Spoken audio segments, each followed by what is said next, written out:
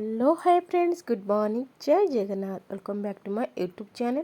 चलते स्टार्ट करवा आज भिडियो। ये सका गाधा सब सारिदे ये ठाकुर पूजा करदे। ठाकुर पूजा कर सारापर मम्मी आमर कहले कि मुना आसते मैंने मो दिवर कहले कि आलू सरसर भाजदे। मुझे चटापट ये आलू फूल भाज सारापर देखला बेलू से खाइलेनि कहीं सोमवार से खाते आगुरी कहते अरुआ तो कर दिखाते छाड़ से कथा।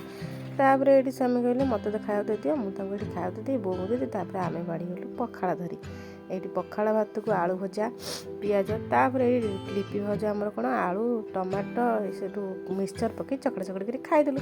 तापर ये पुओ जाइला स्कूल आसला सागे दहीबरा खाईदे छुट्टा बढ़ी जाता छुट्टी काटिदेला।